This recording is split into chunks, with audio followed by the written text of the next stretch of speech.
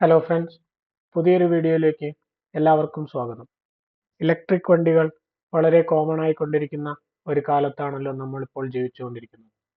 എങ്കിലും പല ആൾക്കാർക്കും ഇപ്പോഴും ഇലക്ട്രിക് വണ്ടികൾ വാങ്ങിയാൽ അത് നമ്മളെ കുഴപ്പത്തിലാക്കുമോ എന്നുള്ള ഒരു സംശയം ഇപ്പോഴും നിലനിൽക്കുന്നുണ്ട്. ഒന്നാമതായി, സാധാരണ വണ്ടികളെ അപേക്ഷിച്ച് വാങ്ങുവാനുള്ള ഹൈ കോസ്റ്റ് ആണ്. പിന്നീട് ആവശ്യത്തിന് ചാർജിംഗ് സ്റ്റേഷനുകൾ ഉണ്ടോ എന്നുള്ള ഒരു സംശയം. അതുപോലെ തന്നെ വഴിയിൽ എവിടെയും കിടന്നു പോകുമോ എന്നുള്ള സംശയം, അല്ലെങ്കിൽ റേഞ്ച് ആൻസൈറ്റി. ഇലക്ട്രിക് വെഹിക്കിൾ കമ്പനികൾ ബാറ്ററികൾക്ക് ഏകദേശം 8 വർഷത്തെ ഗ്യാരണ്ടി എല്ലാമാണ് നൽകുന്നത്. അതിനുശേഷം ഇത് മാറ്റേണ്ടി വന്നാൽ ചെലവാക്കേണ്ടി വരുന്ന ഉയർന്ന തുക, ഇവയെല്ലാം ഇലക്ട്രിക് വണ്ടികൾ വാങ്ങുന്നതിൽ നിന്നും നമ്മളെ പിന്തിരിക്കുന്ന ചില കാര്യങ്ങളാണ്. എന്നാൽ നമുക്ക് ഒരു ഇലക്ട്രിക് വണ്ടി വാങ്ങുന്നതിന് മുൻപ് അവയെക്കുറിച്ച് കൂടുതലൊന്ന് മനസ്സിലാക്കിയാലും അതുവഴി നമ്മുടെ പല സംശയങ്ങളും ഇല്ലാതാക്കാം. ആദ്യം തന്നെ നമുക്ക് ഇലക്ട്രിക് വണ്ടികളും സാധാരണ വണ്ടികൾ അല്ലെങ്കിൽ IC എഞ്ചിൻ വണ്ടികളും തമ്മിലുള്ള വ്യത്യാസങ്ങൾ എന്തൊക്കെയാണെന്നൊന്ന് മനസ്സിലാക്കാം.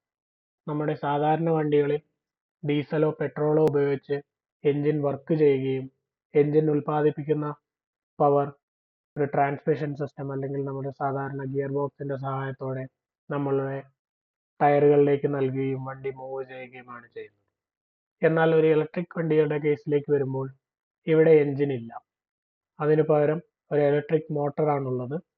അതുപോലെ തന്നെ നമ്മുടെ ഇലക്ട്രിക് വണ്ടികളുടെ ഹൃദയം എന്ന് പറയുന്നത് അവയിൽ ഉപയോഗിച്ചിരിക്കുന്ന ബാറ്ററികളാണ്. ഈ ബാറ്ററികൾ വൈദ്യുതി ഉപയോഗിച്ച് ചാർജ് ചെയ്യുകയും ഇങ്ങനെ ബാറ്ററിയിൽ സ്റ്റോർ ചെയ്തിരിക്കുന്ന എനർജി ഉപയോഗിച്ച് മോട്ടോർ പ്രവർത്തിപ്പിക്കുകയും അതുവഴി വാഹനം മൂവ് ചെയ്യുകയുമാണ് ചെയ്യുന്നത്. നമ്മളെല്ലാവരും വിചാരിച്ചിരിക്കുന്നത് ഇലക്ട്രിക് വെഹിക്കിൾ എന്നുള്ളത് ഒരു പുതിയ ടെക്നോളജിയാണ്. എന്നാൽ ഇന്റേണൽ കമ്പഷൻ എഞ്ചിൻ അല്ലെങ്കിൽ IC എഞ്ചിൻ വെഹിക്കിളുകൾ കോമൺ ആവുന്നതിന് മുൻപ് തന്നെ പ്രചാരത്തിലുണ്ടായിരുന്ന ഒരു ടെക്നോളജിയാണിത്. 1880കളിലാണ് ആദ്യത്തെ പ്രാക്ടിക്കൽ ഇലക്ട്രിക് വെഹിക്കിൾ ഉണ്ടാക്കിയത്. അതിനുശേഷം 20ാം നൂറ്റാണ്ടിന്റെ തുടക്കം വരെ IC എഞ്ചിൻ വെഹിക്കിളുകളേക്കാൾ കൂടുതൽ കോമൺ ആയിട്ടുണ്ടായിരുന്നത് ഇലക്ട്രിക് വണ്ടികളായിരുന്നു. എന്നാൽ പിന്നീട് കൂടുതൽ റേഞ്ച് നൽകുന്ന IC എഞ്ചിൻ വെഹിക്കിളുകൾ വന്നതോടുകൂടി ഇലക്ട്രിക് വെഹിക്കിളുകൾ നിരത്തിൽ നിന്നും അപ്രത്യക്ഷമാവുവാൻ തുടങ്ങി. പിന്നീട് ഈ അടുത്ത കാലത്താണ് ഇലക്ട്രിക് വണ്ടികൾ വീണ്ടും ഒരു തിരിച്ചുവരവിന് ഒരുങ്ങിയത്. ഞാൻ നേരത്തെ പറഞ്ഞതുപോലെ ഇലക്ട്രിക് വണ്ടികളുടെ ഹൃദയം എന്ന് പറയുന്നത് അവയിൽ ഉപയോഗിച്ചിരിക്കുന്ന ബാറ്ററികളാണ്. ഇന്നത്തെ ഇലക്ട്രിക് വെഹിക്കിളുകളിൽ സാധാരണയായി ലിഥിയം അയോൺ ബാറ്ററികളാണ് ഉപയോഗിക്കുന്നത്. ഈ ബാറ്ററിയോടൊപ്പം തന്നെ വിവിധ തരം മോട്ടോറുകളും ഉപയോഗിക്കുന്നു.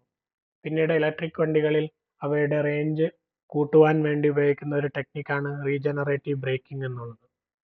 അതായത് നമ്മൾ എപ്പോഴെങ്കിലും ബ്രേക്ക് അപ്ലൈ ചെയ്യുമ്പോൾ നമ്മുടെ ബാറ്ററി അതിൽ നിന്നും തിരിച്ച് ചാർജ് ആവുകയും അതുവഴി നമുക്ക് കൂടുതൽ ദൂരം സഞ്ചരിക്കാൻ കഴിയുകയും ചെയ്യും.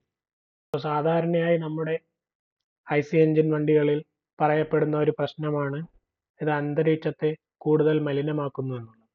അതായത് carbon dioxide, nitrogen oxides തുടങ്ങിയ മലിനീകരണ വാതകങ്ങൾ ഇവ പുറന്തള്ളുന്നു.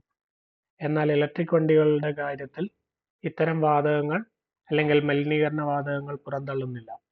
ഇലക്ട്രിക് വണ്ടികൾ സാധാരണയായി IC എഞ്ചിൻ വെഹിക്കിളിനെ അപേക്ഷിച്ച് കൂടുതൽ എഫിഷ്യൻസി തരുന്നവയാണ്. നമുക്ക് സാധാരണയായി പറയുന്ന മൈലേജ് ഇലക്ട്രിക് വണ്ടികളിൽ അല്ലെങ്കിൽ നമുക്ക് വരുന്ന പെർ കിലോമീറ്റർ ചെലവ് ഇലക്ട്രിക് വണ്ടികളിൽ IC എഞ്ചിൻ വണ്ടികളെ അപേക്ഷിച്ച് കുറവാണ്. എങ്കിലും നമുക്ക് ആദ്യമേ ഈ വണ്ടി സ്വന്തമാക്കുവാൻ ചെലവാക്കേണ്ടുന്ന തുക IC എഞ്ചിൻ വണ്ടികളെ അപേക്ഷിച്ച് കൂടുതലാണ്. അതുപോലെ തന്നെ നമ്മുടെ നാട്ടിൽ ഇപ്പോൾ ചാർജിംഗ് സ്റ്റേഷൻസ് ഒന്നും അത്ര കോമൺ അല്ല. എങ്കിലും കുറച്ചു കാലങ്ങൾ കൂടി കഴിയുമ്പോഴേക്കും സാധാരണ പെട്രോൾ പമ്പുകളെ പോലെ അടുത്തടുത്തായി ചാർജിംഗ് സ്റ്റേഷനുകൾ അവൈലബിൾ ആവുന്നതാണ്. ചുരുക്കത്തിൽ IC എഞ്ചിൻ വെഹിക്കിളുകളും ഇലക്ട്രിക് വെഹിക്കിളുകൾക്കും അവയുടേതായ അഡ്വാൻറ്റേജസും ഡിസഡ്വാൻറ്റേജസും ഉണ്ട്.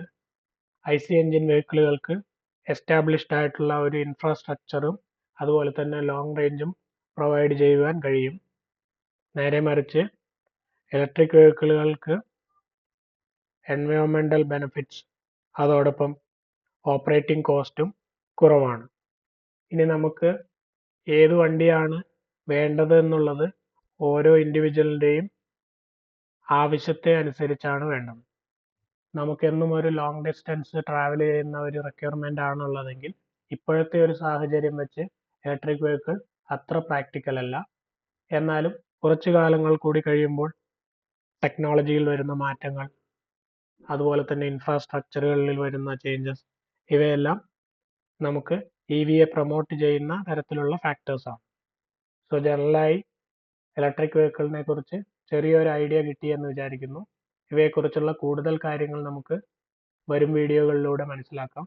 ഈ വീഡിയോ നിങ്ങൾക്ക് എല്ലാവർക്കും ഇഷ്ടമായി എന്ന് വിചാരിക്കുന്നു. തുടർന്നും ഇതുപോലുള്ള വീഡിയോസ് ലഭിക്കുന്നതിനായി ഈ ചാനൽ ലൈക്ക് ചെയ്യുക, ഷെയർ ചെയ്യുക, സബ്സ്ക്രൈബ് ചെയ്യുക. മറ്റൊരു വീഡിയോയുമായി വീണ്ടും കാണാം. Thank you.